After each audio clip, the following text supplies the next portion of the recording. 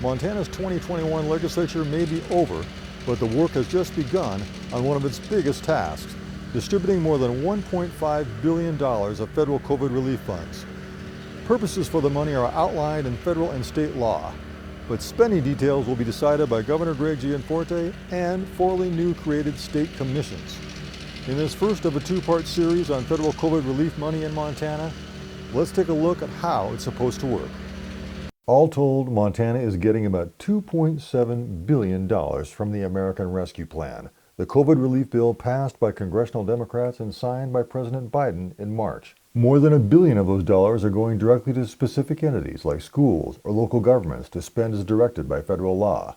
But the state has more discretion on how to spend at least $1.6 billion as outlined by the legislature in these areas. For infrastructure, almost $900 million, including $275 million to expand high-speed internet access across Montana. For healthcare and human service programs, about $380 million for things like vaccines, contact tracing, mental health, and child care. For housing assistance, $210 million. And for something called economic transformation and stabilization, $150 million. The 4 commissions created by the legislature will focus on infrastructure projects, high-speed internet build-out, human service proposals, and economic transformation spending, which includes housing. Governor Gianforte has appointed his state ag director and former state senator Mike Foster to oversee the effort. Not only are we going to address some of the health care concerns of Montanans, but also we will use this money for long-term benefit to help the people of the state and our state economy. The commissions, which start meeting this week, will take applications for the whole range of projects eligible for the money. Details on the process also are on the state's newly created American Rescue Plan website at www.arpa.mt.gov. Each commission has at least 6 legislators, 4 Republicans and 2 Democrats, and 3 members from Gianforte's staff or cabinet.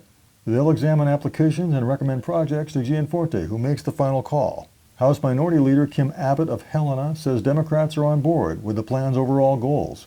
I want to avoid short-term fixes that don't have a long-term economic impact to the extent possible. She's on the Economic Transformation Commission and hopes one of its priorities will be childcare. I think it's one of the biggest barriers to folks getting back into the workforce. You know, if people can't get consistent schedules and they don't have access to consistent childcare, they can't be in the workforce. And local governments see the infrastructure cash as a once-in-a-generation opportunity to pay for badly needed improvements to water and sewer systems. There's a huge backlog of projects.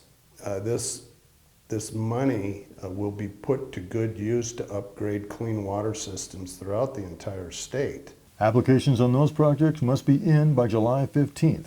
Everything's on a pretty tight schedule, at least for making the initial decisions on many of the projects.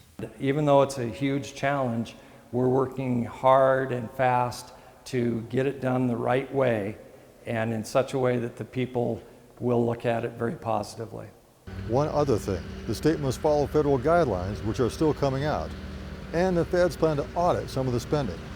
Of course, these dollars aren't the only federal COVID relief money flowing into the state.